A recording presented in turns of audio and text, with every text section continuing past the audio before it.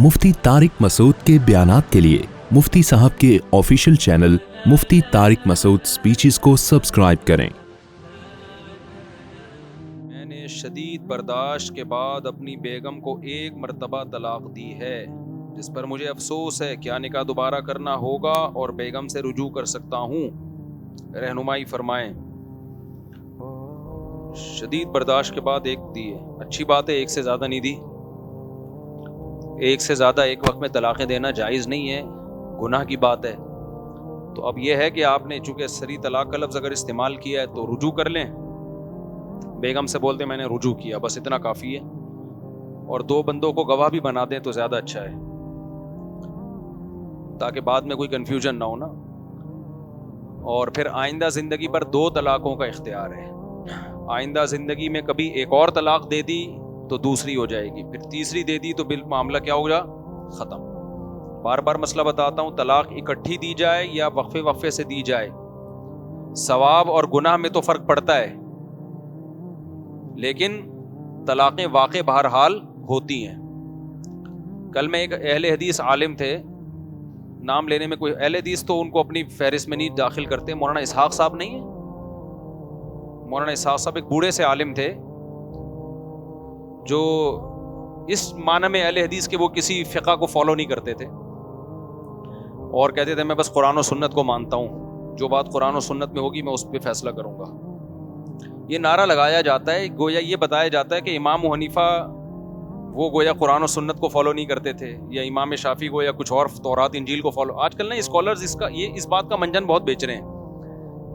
जब उनसे पूछा जाए कि भाई आप फ़िक़ह हनफी को फॉलो करते हैं, फ़िक़ह शाफी को फॉलो करते हैं, भाई मैं कुरान और सुन्नत को मानता हूँ। ये हनफी लोग तो अबू हनीफा को मानते हैं, आप कुरान और सुन्नत को मानते हो।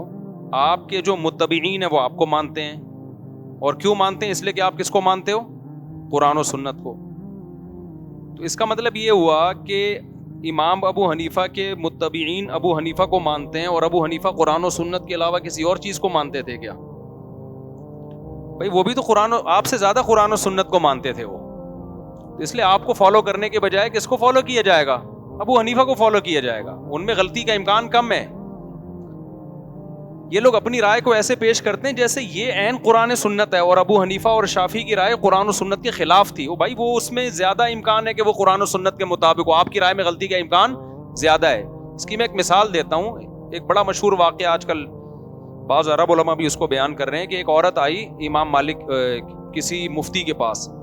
अफ्रीका वगैरह में ना इमाम मालिक का फ़िक़ा ज़्यादा राइज है। तो वो कहने लगी मुफ्ती साहब से कि मैंने आपसे मसला पूछना है, मुझे मसला बताइए। उन आलिम ने कहा कि कुरान और सुन्नत की रोशनी में बताऊं या इमाम मालिक का कौल बताऊं, क्योंकि वहाँ फ़िक़ह मालिकी राइज है ना, लोग फ़िक़ह मालिकी को फॉलो करते हैं। जैसे यहाँ फ़िक़ह हनफी को फॉलो करते हैं, तो बाज़ स्कॉलर के पास जब आप जाएंगे तो वो कहेगा कि मैं फ़िक़ह हनफी के मुताबिक बताऊं या कुरान और हदीस के मुताबिक। तो ज़ाहिर है आदमी फ़ौरन क्या कहेगा, कुरान और हदीस के मुताबिक बताएं भाई। वो औरत थी होशियार। जब उन मुफ्ती ने कहा ना कि इमाम मालिक का कौल बताऊं या कुरान और सुन्नत, तो उसने कहा इमाम मालिक का बता दो आप। किसका बता दो? इमाम मालिक का कौल।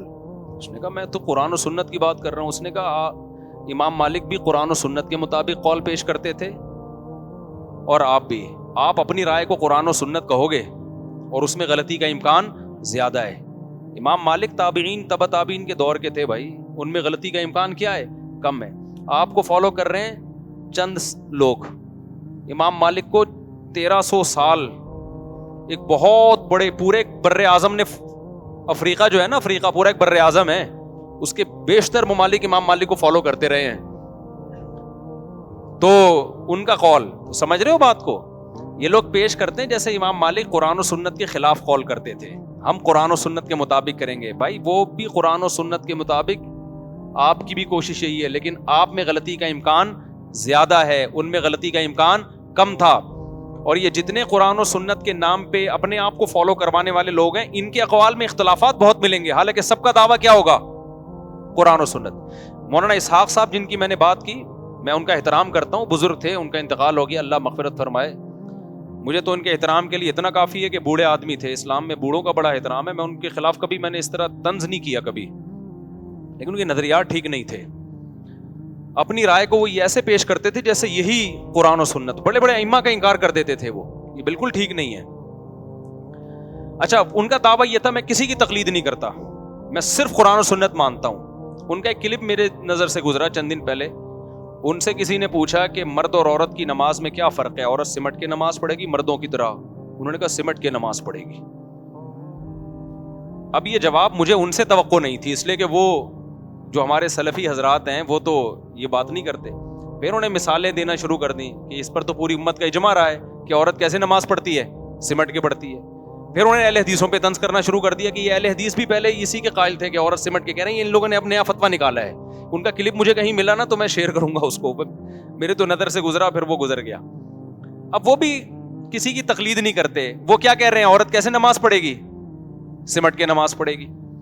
ناصر البانی رحمہ اللہ تعالیٰ ایک دفعہ ہمارے ایک عالم تبلیغ میں نکلے ہوئے, تو تبلیغ جماعت میں کچھ سلفی لوگ بھی وقت گزارتے ہیں, ان کے ساتھ ایک سلفی عالم بھی, سلفی عالم نہیں ایک عامی آدمی جو سلفی. تو ہمارے استاد تو فقہ حنفی کو فالو کرتے تھے, وہ امام کے پیچھے تلاوت نہیں کر رہے نا, سورہ فاتحہ نہیں پڑھ رہے. وہ سلفی نے ان کو پکڑ لیا. اس نے کہا بھائی حدیث میں آتا ہے کہ امام کے پیچھے قرات لازمی ہے, اور جو فاتحہ نہیں پڑھتا اس کی نماز نہیں ہوتی. تو انہوں نے پوچھا جہرن میں سرن میں؟ انہوں نے کہا جہرن ہو یا سرن ہو, دونوں میں نماز پڑھنی, سورہ فاتحہ پڑھنی پڑے گی. پھر وہ حوالے البانی, پھر انہوں نے کہا ابو حنیفہ تو یہ کہتے ہیں. کہا بھائی ابو حنیفہ کا دور گیا, اب تو جو ہے نا کمپیوٹر پہ ساری حدیثیں نمبر لکھو آ جاتا ہے. اب آپ آج کے جو سلفی علماء ہیں ان کو فالو کرو, وہ کسی کی تقلید نہیں کرتے. پھر ناصر البانی رحمہ اللہ کا حوالہ دینے لگے, البانی یہ کہتے ہیں, البانی یہ کہتے ہیں. ہمارے استاد چونکہ عالم تھے, انہوں نے کتابیں پڑھی ہوئی تھی, البانی کو بھی, ناصر البانی رحمہ اللہ کو بھی پڑھا ہوا تھا. انہوں نے کہا البانی تو یہ کہتے ہیں کہ جہری نمازوں میں کم از کم نہیں پڑھی جائے گی.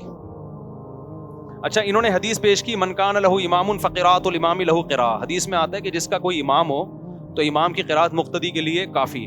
اس نے چھوٹتے ہی کہہ دیا سلفی نے ضعیف. کیا یہ ضعیف؟ یعنی حنفی کی کوئی بھی دلیل ہوگی تو کیا ہوگی؟ تو ہمارے استاذ نے کہا کہ البانی نے اس کو صحیح کہا ہے. ٹھیک ہے نا, البانی نے کیا کہا ہے؟ صحیح کہا ہے. پھر میں نے خود بھی جا کے حوالہ چیک کیا, واقعی البانی نے اس حدیث کو صحیح کہا ہے, جس کو آج تک اہل حدیث ضعیف کہتے تھے. حدیث کے الفاظ ہیں جس کا امام ہو مقتدی کی, امام کی قرات مقتدی کے لیے کافی ہے. کہتے ہیں لیکن البانی نے اس کو صحیح کہہ کے ایک کام کیا ہے کہ انہوں نے کہا کہ جہری نمازوں میں اس حدیث کو فالو کرتا ہوں, سری میں اس حدیث کو فالو نہیں کرتا. سری میں وہ والی حدیث جس میں آتا ہے کہ وہ کیا ہے کہ جو فاتحہ نہیں پڑھتا اس کی نماز نہیں ہوتی نا, وہ جو مشہور حدیث ہے من لم یقرأ بفاتحۃ الکتاب لا صلاۃ الا بفاتحۃ الکتاب, جو مشہور حدیث ہے کہ اس فاتحہ پڑھے بغیر نماز نہیں ہوتی. تو انہوں نے کہا کہ میں نے اس کو, البانی کا یہ رائے ہے کہ یہ سری نمازوں کے بارے میں, اور جہری کے بارے میں یہ والی حدیث ہے جس کا امام ہو مقتدی کی قرات امام کے لیے کافی. تو کہتے جب میں نے وہ سلفی کو کہا نا, وہ ایک دم چپ ہو گیا, خاموش.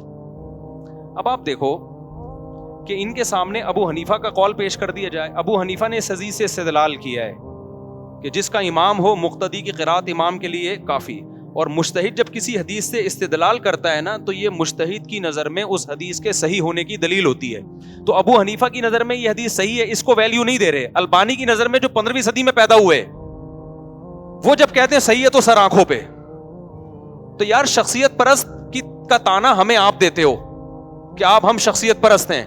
تو خدا کی قسم اگر ہم شخصیت پرست ہیں تو اللہ کی قسم آپ ہم سے بڑے شخصیت پرست ہو, کہ ہم فالو ایسی شخصیت کو کر رہے ہیں جس کو آدھی سے زیادہ امت نے فالو کیا ہے, اور آپ ایسے لوگوں کو فالو کر رہے ہو جو 15ویں صدی میں پیدا ہوئے ہیں, اور 1% امت بھی ان کو فالو نہیں کر رہی.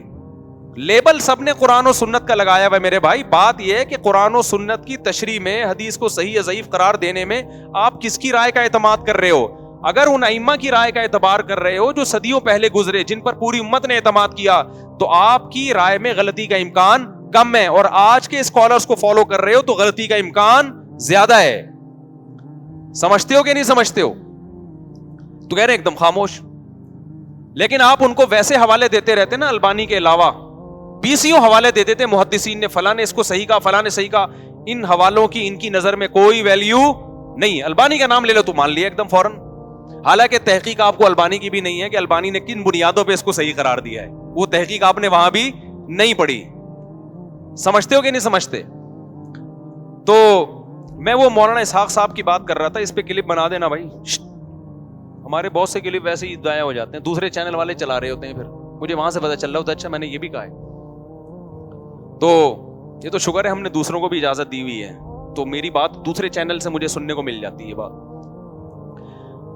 مولانا اسحاق صاحب جو تھے نا, ان سے کسی نے پوچھا, یہی طلاق کا مسئلہ آ گیا نا, تو کسی خاتون نے پوچھا 3 طلاقیں کتنی ہوتی ہیں. انہوں نے کہا کہ بھائی عبداللہ بن عباس وہ کہہ رہے ہیں 3 ایک ہوتی ہے, بخاری مسلم کی حدیث میں آتا ہے کہ نبی کے دور میں 3 ایک ہوتی تھیں, اور حضرت اکرمہ سے منقول ہے. اتنے بڑے بڑے اسلاف کیا غلط بات کریں گے؟ اتنے بڑے بڑے اسلاف کہہ رہے ہیں کہ 3 کتنی ہوتی ہیں؟ 1 ہوتی ہے.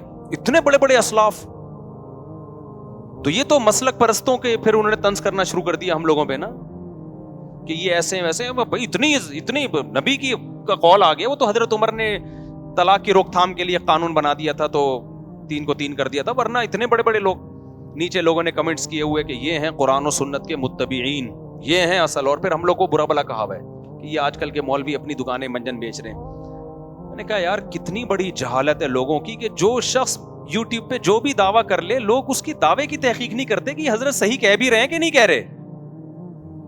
یہ جو انہوں نے ان ائمہ کی طرف منسوب کر دیا, یہ نسبت بھی ٹھیک ہے یا نہیں ہے؟ فرض کر لو حضرت اکرمہ نے یہ کہا ہے کہ 3 ایک ہوتی ہیں, فرض کر لو عبداللہ بن عباس نے کہا ہے کہ 3 ایک ہوتی ہیں. اب وہ کہہ رہے ہیں کہ اتنے بڑے بڑے لوگوں کو سمجھ میں نہیں آیا, اور یہ آج کے مولوی کہہ رہے ہیں 3 ہوتی ہیں. تو میں حضرت آپ سے سوال کروں گا, عبداللہ بن مسعود سے پوچھو تو وہ کہتے ہیں کتنی ہوں گی؟ 3 ہوں گی. حضرت عمر سے پوچھو 3 کتنی ہوں گی؟ 3 ہوں گی. حضرت علی سے پوچھو 3 کتنی ہیں؟ 3 ہے. حضرت عثمان سے پوچھو 3 کتنی ہوتی ہیں؟ ایک ہی وقت کی بات کر رہا ہوں میں, سارے حدیث کی کتابوں میں ان کے فتویٰ موجود ہیں. ابو ہریرہ سے پوچھو 3 کتنی ہوتی ہیں؟ میں نے اپنی کتاب میں درجنوں صحابہ کے اقوال اور ان کے فتوے نقل کیے ہیں, سب نے اکٹھی 3 کو کتنی کہا ہے؟ 3 ہوتی ہیں. بخاری کی حدیث ہے, نبی کی مجلس میں اکٹھی 3 طلاقیں دی گئی ہیں, نبی نے ان کو 3 قرار دیا ہے, نبی کی مجلس میں, موجودگی میں. تو ایسے اسٹائل میں تو میں بھی کلپ بنا کے ڈال سکتا ہوں. تو آپ کو یہ اتنے بڑے لوگ سمجھ میں نہیں آ رہے, اور 2 صحابہ سمجھ میں آ رہے ہیں, عبداللہ بن عباس اور اکرمہ. حالانکہ انہوں نے بھی نہیں کہا یہ کہ 3 کتنی ہوتی ہیں؟ 1 ہوتی ہیں. انہوں نے بھی نہیں کہا یہ, ان کی طرف نسبت بھی آپ نے غلط کر دی ہے. عبداللہ بن عباس سے بے غبار سند کے ساتھ, بالکل صحیح سند کے ساتھ بے غبار فتویٰ ابو داؤد میں موجود ہے, جس کی سند بخاری مسلم کی شرط پر ہے, کہ ان کی مجلس میں ایک شخص 3 طلاقیں دے کے آیا. آپ نے فرمایا تم حماقت کا ارتکاب کرتے ہو اور پھر میرے پاس آ کے چیختے ہو کہ گویا میں حلال کروں گا. فرمایا تو حماقت کا مرتکب ہوا ہے, تیری بیوی تجھ سے جدا ہو گئی, حرام ہو گئی تجھ پہ. اور پھر قرآن کی آیت دلیل میں پڑی ہے کہ جو اللہ سے ڈرتا ہے اس کے لیے اللہ مصیبت سے نکلنے کا راستہ رکھتا ہے, جو اللہ سے نہیں ڈرتا اس کے لیے مصیبت سے نکلنے کا راستہ نہیں ہے. تو مجھے مولانا اسحاق صاحب پہ تعجب نہیں ہے, مجھے آج کے لوگوں پہ تعجب ہے کہ تم ابو حنیفہ, شافعی, احمد بن حنبل اور امام مالک جیسے لوگوں کو جب چھوڑو گے نا میرے بھائی, تو قرآن و سنت کے نام پہ تمہارے سامنے ٹھیک ٹھاک طریقے سے منجن بیچا جائے گا اور تمہیں ٹوپیاں کرائی جائیں گی. تمہیں کیا پتا عبداللہ بن عباس نے سچی مچی میں کیا کہا ہے؟ وہ تو ہم سے پوچھو گے تو پتا چلے گا نا, لیکن پوچھتے بھی نہیں ہے. میرا جب کوئی کلپ آتا ہے تو کتنے لوگوں نے کمنٹس کیے ہوتے ہیں, بھائی یہ تو حنفی ہے, یہ تو حنفیت کا منجن بیچے گا. او بھائی جان, ہم حنفیت کا منجن نہیں بیچتے, ہم تو امام شافعی کو بھی ٹھیک کہتے ہیں, امام مالک کو بھی ٹھیک کہتے ہیں. اگر ہم منجن بیچنے والے ہوتے ہم کہتے ہیں صرف ہم ہی ٹھیک ہیں, باقی سب جہنم میں جائیں گے. منجن وہ لوگ بیچ رہے ہیں جو کہتے ہیں میں ٹھیک ہوں, باقی سارے کیا ہیں؟ غلط ہیں, اور آپ کو ان مجتہدین سے ہٹا رہے ہیں. تو وہ عورت کا قول یاد رہے گا, وہ آئی مفتی سے پوچھا کہ مفتی نے کہا امام مالک کے قول پہ فتویٰ دوں یا اپنا میں قرآن و سنت بتاؤں؟ اس نے کہا امام مالک کا بتا دے بھائی, ٹھیک ہے نا, وہ تجھ سے زیادہ قرآن و سنت سمجھتے تھے. تو آج جب بھی کوئی اسکالر بیٹھ کے پھینکتا ہے نا اور کہتا ہے کہ ابو حنیفہ کی یہ رائے ہے اور قرآن و سنت یہ ہے, تو سمجھ رہو منجن بیچ رہا ہے وہ. ابو حنیفہ قرآن کے خلاف رائے قائم نہیں کر سکتے.